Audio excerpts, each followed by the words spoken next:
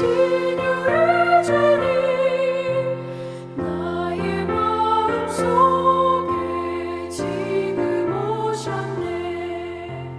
나의 생명 되는 내 주 예수님 영원토록 모셔 내 기쁨 넘치네.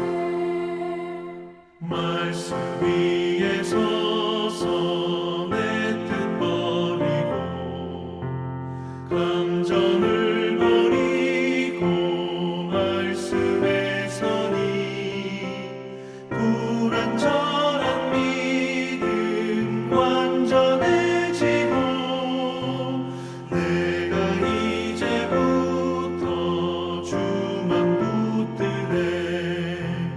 나의 생명 되는 내 주 예수님 영원토록 모셔 내 기쁨 넘치네.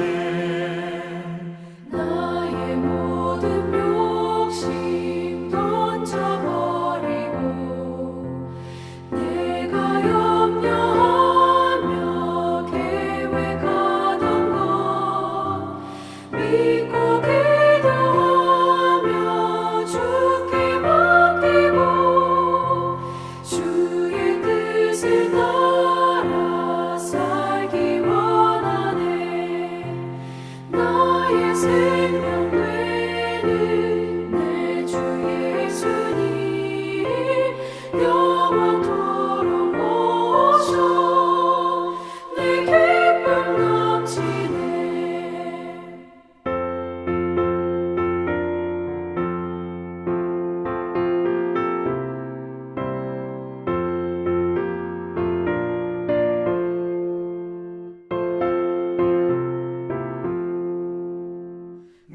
믿음으로 낯을 주께 던지고 끊임없이 주를 찬송하면서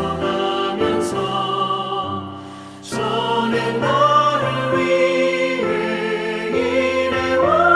일해왔으나 이젠 주만 위해 힘써 일하리. 나의 생명 되는 내 주 예수님 영원토록 모셔 내 기쁨 넘치네. 나의 소망 되는 구주 예수님 이 세상에 다시 강림하겠네. 나의 등불 밝혀 손에 들고서 기쁨으로 주를 맞이하겠네. 나의 생명 되는 내 주 예수님 영원토록 모셔 내 기쁨 넘치네.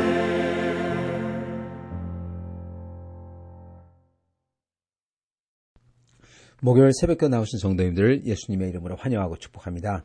오늘 하나님 말씀은 고린도전서 7장 6절부터 11절 말씀으로서 결혼과 이혼이라는 제목으로 말씀을 전하도록 하겠습니다. 그러나 내가 이 말을 함은 허락이요 명령은 아니니라. 나는 모든 사람이 나와 같기를 원하노라. 그러나 각각 하나님께 받은 자기의 은사가 있으니 이 사람은 이러하고 저 사람은 저러하니라. 내가 결혼하지 아니한 자들과 과부에게 이르노니 나와 같이 그냥 지내는 게 좋으니라. 만일 절제할 수 없거든 결혼하라. 정욕이 불타는 것보다 결혼하는 게 나으니라. 결혼한 자들에게 내가 명하노니 명하는 자는 내가 아니요 주님이시라. 여자는 남편에게서 갈라서지 말고 만일 갈라섰으면 그대로 지내든지 다시 그 남편과 화합하든지 하고 남편도 아내를 버리지 말라. 아멘. 오늘 말씀 제목 결혼과 이혼입니다. 이 결혼과 이혼은 아주 극히 심플, 간단한 겁니다. 그러나 모든 게 그렇듯이 이 죄된 세상으로, 죄된 인간 삶에, 그리고 죄된 인간으로 들어와 버리면은 이게 굉장히 복잡해집니다. 예를 들어서 사람을 죽이는 것을 예를 들어볼까요? 살인은 하나님께서 금하는 법이죠. 그런데 살인이 아니라 전쟁은 거기서 사람을 죽이는 것은 또 합니다. 이게 원래 전쟁은 없어야 되죠. 그런데 죄된 세상이기 때문에 할 수 없이 그게 일어나고 그리고 어떤 때는 그것을 해야만 하는 상황이 오기도 하는 것이죠.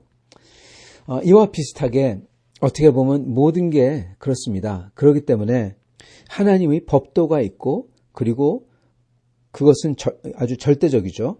그런데 그 상황마다 어떤 게 하나님의 법도를 따르는 건지 결정해야 되는 윤리가 있는 것입니다. 그리고 그 윤리는 사실 상황마다 실질적으로 하는 게, 대처하는 게 다를 수가 있는 게 윤리인 거죠.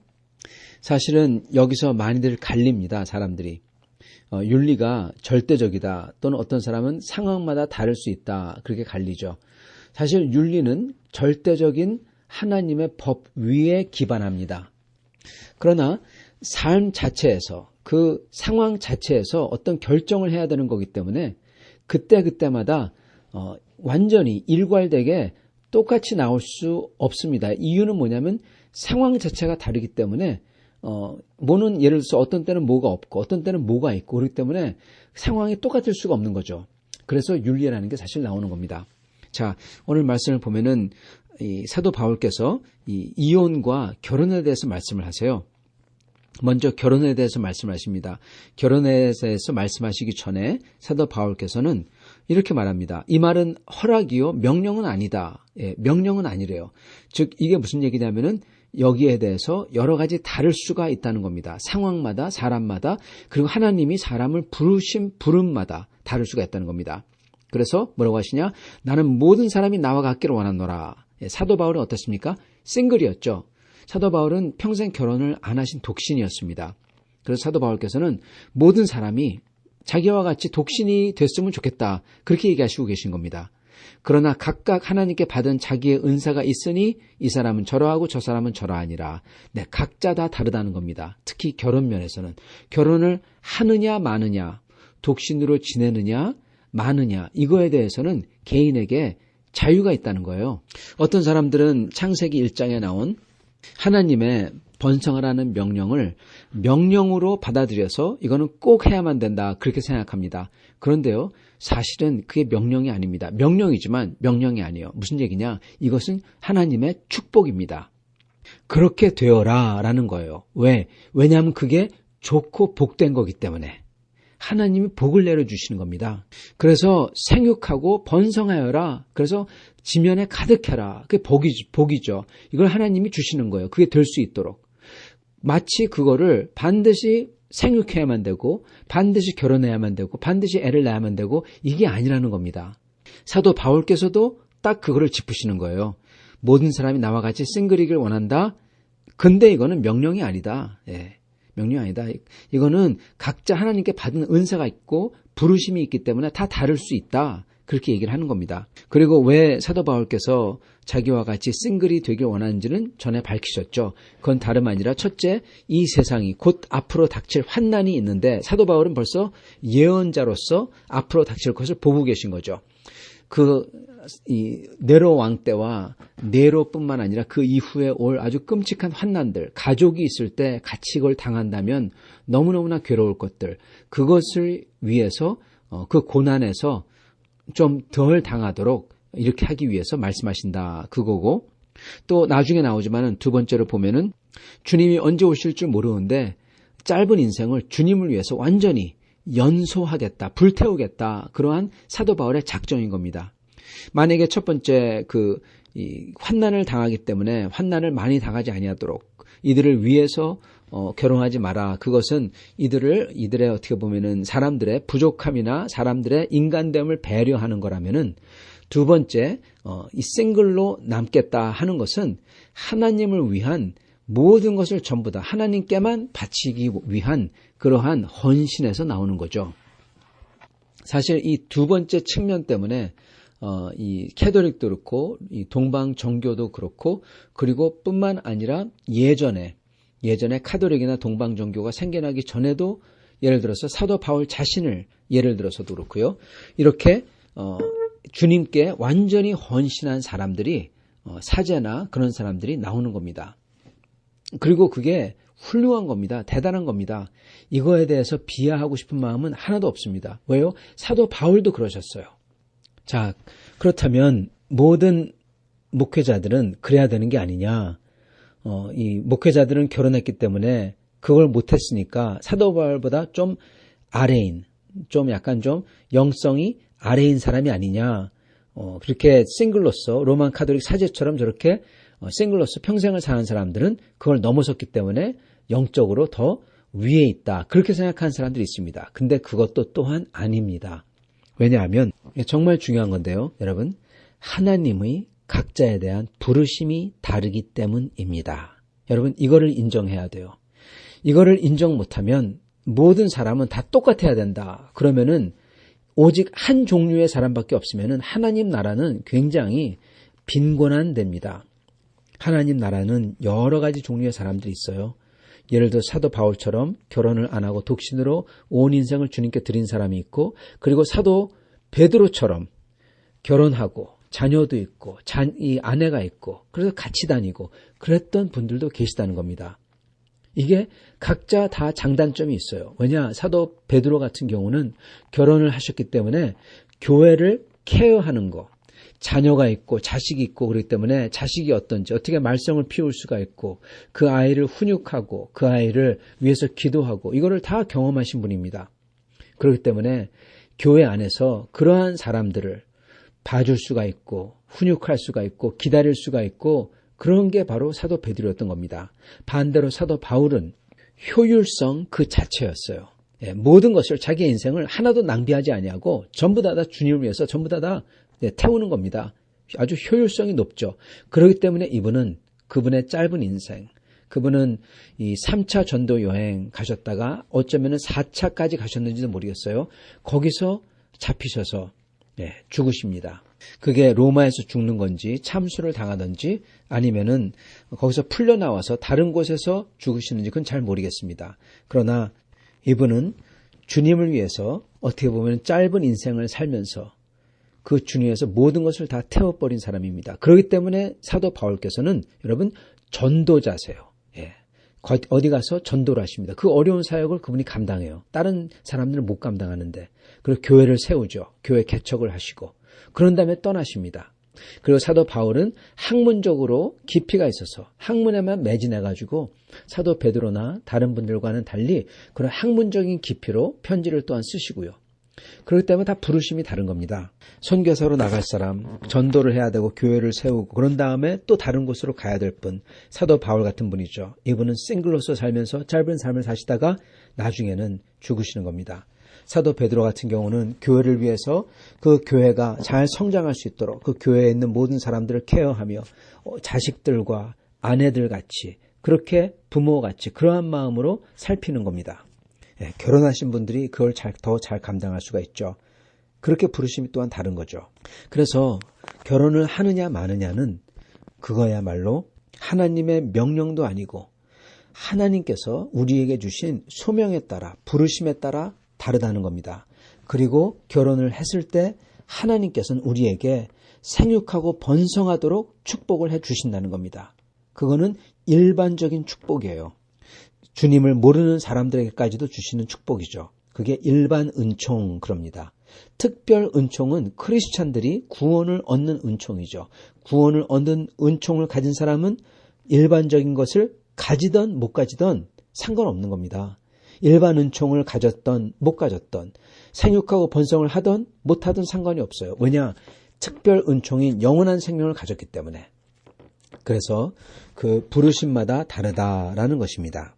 자, 그게 결혼에 대한 거예요. 그래서 결혼에 대한 것은 이 결혼에 들어가느냐 마느냐 그것은 부르심에 따라 그리고 우리의 자유에 따라 달렸다는 겁니다. 거기에 달렸다는 거예요. 자, 근데 결혼에 들어가는 것은 그렇게 할 수도 있고 안 할 수도 있는데 결혼에 들어간 사람은 어떻습니까? 거기에는요. 결혼에 들어가면은 여러분 결혼은 언약입니다. 그죠? 언약은 특히 하나님과의 언약, 예수 그리스도를 믿어 구원받는 그 언약이죠. 그게 바로 언약에 들어가는 겁니다. 내가 하나님 나의 주로 모시고 주님은 나의 구세주가 되는 언약입니다. 그게 구원입니다. 그 언약은 절대로 깨면은 안 됩니다. 깨면은 죽는 거죠. 떨어져 나가는 거죠. 마찬가지로 예수 그리스도 안에서 결혼을 한다면, 즉 주님을 믿는 사람이 결혼을 한다면 그 언약은, 그 결혼의 언약은 여러분 반드시 지켜야 되는 겁니다. 만약에 주님을 모르는 사람이, 일반 은총을 받은 사람이, 일반 은총이죠. 그러한 사람이 결혼을 한다. 그랬을 때도 그 언약을 반드시 지켜야 돼요. 왜? 하나님이 만드신 법이기 때문에. 단 크리스찬이 아닌데 결혼을 했어요. 그러다가 크리스찬이 되었어요. 그러다가 한 사람만 크리스찬이 됐어요. 그러면 어떡하냐? 그거는 저희가 내일 보도록 하겠습니다. 그러나 그러한 경우도요. 보세요. 하나는 이 일반 은총으로 결혼이 맺혀졌죠. 특별 은총이 와서 주 안에서 결혼이 되었죠. 근데 한 사람이 싫대요. 그래서 깨지고 싶어요. 그러면 어떻게 되냐?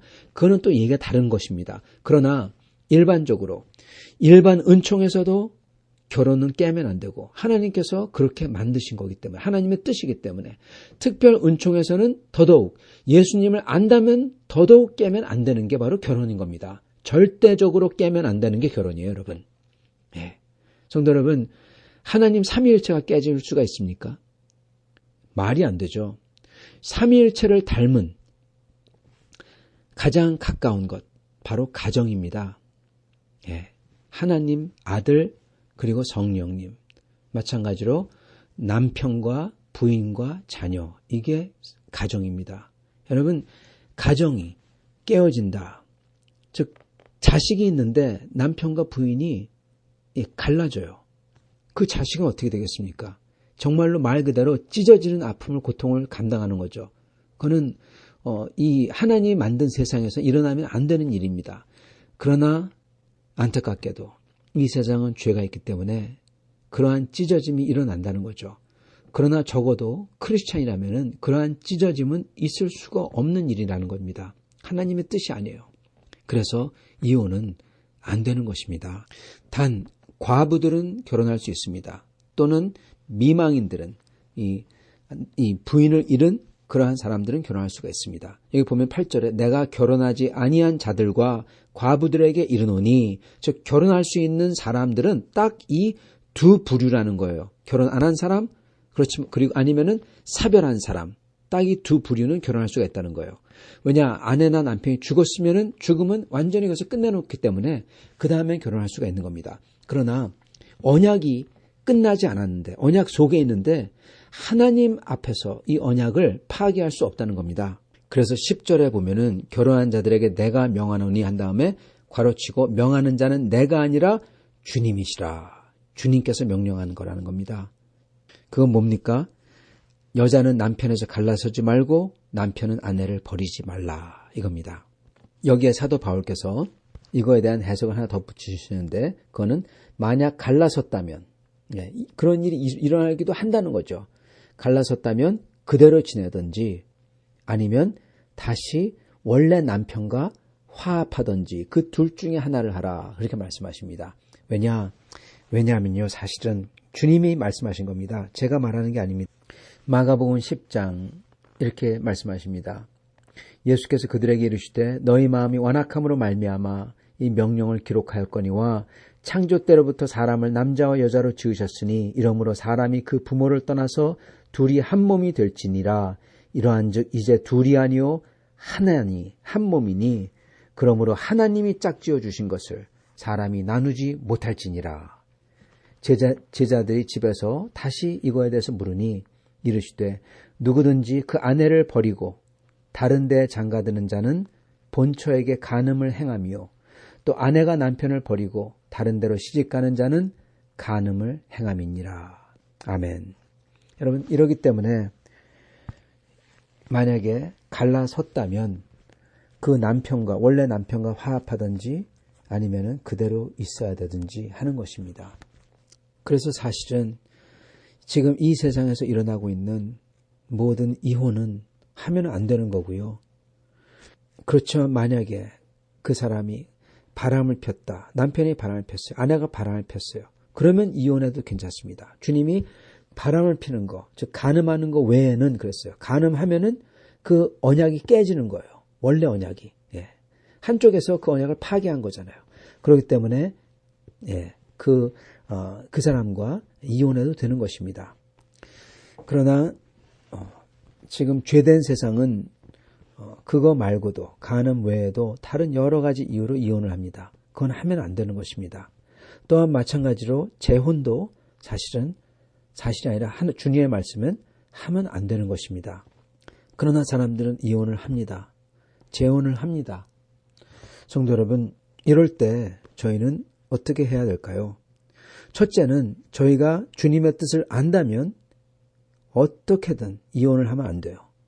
두 번째, 주님의 뜻을 안다면, 그리고 만약에 이혼을 했다면 간음이나 사별하는 거 빼놓고 나서 그 이유를 빼놓고 이혼을 했다면, 그렇다면 어떻게든 다시 떨어진 남편과 부인과 합하려고 노력을 해야 되고, 만약에 정녕 그게 안 된다면, 그 사람이 멀리 떠나버렸다면, 그러면 여러분 끝까지 주님 오실 날까지 그 사람과 결혼한 상태니까 끝까지 가야 되는 겁니다. 자, 그게 우리가 해야 되는 겁니다. 그러나 아까 말씀드린 것처럼 죄 지은 세상이기 때문에 딴 이유로도 이혼을 해버리고, 그리고 이혼한 다음에 다른 사람과 자기 원래 남편이나 부인이 아니라 다른 사람 결혼을 합니다. 이거에 대해서 어떻게 해야 되냐? 우리는 그것을 하면 안 되지만, 크리스찬이라면 알기 때문에 하면 안 되지만, 크리스찬이 아닌 사람이나 이걸 모르는 사람이 했다면은 어떻게 할 겁니까? 저희가 해줄 수 있는 건요, 첫 번째는 기도이고요. 그분들의 갈라진 그 가정을 위해서, 아이들을 위해서 기도해 드려야 되고요. 두 번째는 저희는 절대로 판단의 눈으로 보면 안 됩니다. 어떤 사람들은 손가락질을 하는 사람도 있어요. 여러분, 그거는 이겁니다. 당신 주제 파악을 하시고 손가락질 하십시오, 이겁니다. 왜냐, 우리도 그 죄 말고도 더 많은 죄, 더 큰 죄를 많이 지었기 때문에 그렇습니다. 우리는 다른 사람을 죄인이라고 손가락질할 처지가 아닙니다. 왜? 우리도 똑같기 때문에. 다른 죄에서. 우리는 그러한 아픔을 보고 그러한 과정을 겪어야 할 수밖에 없었던 걸 보고, 그리고 지금 이미 그렇게 됐잖아요. 지금 이미 그렇게 됐는데 돌아가가지고 없던 걸로 해라, 그럴 수가 없잖아요. 이미 이혼을 했어요. 이미 재혼을 했어요. 어떻게 할 겁니까? 지금 결혼을 무효하라고 합니까? 그럼 그거는 더 큰 죄를 짓는 겁니다. 바로 이겁니다, 여러분. 어떤 원칙이냐? 우리는 죄를 범하면 안 됩니다. 그러나 만약에 범했을 경우에는 여러분 더 큰 죄를 범치 않도록 그 작은 원래 죄를 가지고 주님 앞에 나아가 드리며 그 상태로서 최선을 다해 살아야 되는 겁니다. 즉, 재혼을 했다면, 이미 벌어졌다면, 그렇다면 그 상태에서 최선을 다해서 주님을 따라 살아야 되는 겁니다. 그리고 주변에 있는 사람들은 그러한 분들을 보며 주님을 따라 살 수 있도록 오히려 기도를 해주고 격려를 해드려야 되는 것입니다. 이럴 때 주님의 몸 안에서 격려를 얻고 회개가 일어나고 주님 앞에 돌아와 헌신하며 주를 따라 사는 인생과 가정이 되는 겁니다. 이럴 때 주님의 사랑을 그 주님의 몸된 교회 안에서 느끼는 겁니다. 사랑하는 성도 여러분, 저희는 이래야 되겠습니다. 이것을 다시금 정리하자면요. 첫 번째, 결혼하고 말고는 각자의 부르심에 따라 달렸다. 두 번째, 결혼을 했다면 이혼은 절대적으로 안 된다. 다만 다른 파트너가 음행을 범하거나 사별한 것 빼놓고 나서는, 그거는 이 결혼 언약이 저절로 파기된 것이기 때문에 그 후에는 그렇게 사별하거나 음행을 저지른 사람이 있다면은 그런 다음에는 재혼이 가능하다. 세 번째, 그러지 않은 사람들은, 그 외의 분들은 이혼을 해서도 안 되고, 그리고 자기 원래 남편에게 다시 돌아가 결혼하는 거 빼놓고 나서는 전부 다 간음이다. 즉, 이혼도 안 되고 재혼도 안 된다. 네 번째, 만약에 이미 죄를 져서 이혼을 했다면, 죄를 져서 재혼을 했다면, 이혼한 사람은 다시금 남편과 부인과 합하도록 노력을 해야 되고 격려를 해야 되고, 만약에 아니라면 할 수 없이 그대로 그 상태로 주님을 뵐 때까지 있어야 된다. 원래 남편과 부인을 버리고 재혼을 했다면 이미 혼인을 했기 때문에 그 상태에서 다시 또 돌이키고 깰 수가 없기에 그들이 최선을 다해서 주 안에서 거룩한 삶을 살도록 저희는 격려하고 기도해 줘야 된다. 이상입니다. 여러분, 이 세상은 죄로 물들어 있습니다. 그렇기 때문에 정말 하면 안 되지만 이혼도 일어나고 재혼도 일어납니다. 이미 그런 사람들은 이미 그러한 어떻게 보면 이 수렁에 빠져서 그러한 것을 한 사람들은 저희는 그들을 어떻게든 격려하고 주님 안에서 주님을 따라갈 수 있도록 도와드려야 될 것입니다. 그렇지만 그럼 만약에 지금 결혼에 있으신 분들은 온 힘을 다하여 이혼을 멀리하고 서로 사랑하고 부인은 남편은 부인을 서로 깊이 사랑해야 되고, 그리고 절대로 만약에 정말로 할 수 없이 깨어졌다고 하면은 재혼하지 아니하고 끝까지 남편을 사랑하고 다시 합하려고 해야 되고, 그리고 합하지 않는다면은 할 수 없이 주님을 그 상태로 뵈야 되는 것입니다. 사랑하는 성도 여러분, 우리가 주님 안에서 거룩하길 원합니다. 우리가 주님 안에서 죄로 망가진 가정을 다시 세우려고 할 때 도와주며 기도하며 그리고 격려할 수 있기를 바랍니다. 같이 기도하도록 하겠습니다. 아버지 하나님, 오늘 말씀을 듣습니다. 죄로 물든 세상, 죄로 깨어진 세상에서 살 때 이렇게 깨어짐과 이렇게 죄로 인한 타격을 저희가 받곤 합니다. 주님, 우리 사랑하는 성도들 온 힘을 다해서 가정을 지킬 수 있도록 힘주시고, 부인은 남편은 부인을 깊이 사랑할 수 있도록 도와주시고, 그 가정 속에서 평화와 기쁨이 있도록 축복하여 주시옵소서. 하나님 아버지, 소원하옵건대 이러한 것 때문에, 죄 때문에 할 수 없이 깨어지고 또는 죄 때문에 할 수 없이 재혼한 가정이 있다면 주님께서 또한 붙들어 주셔서 온전케 해주시고, 그 안에서도 하나님의 은혜와 하나님을 더욱더 사랑하는 거룩함이 있을 수 있도록 주님께서 또한 축복하여 주시옵소서. 예수 그리스도 받들어 기도드리옵나이다. 아멘.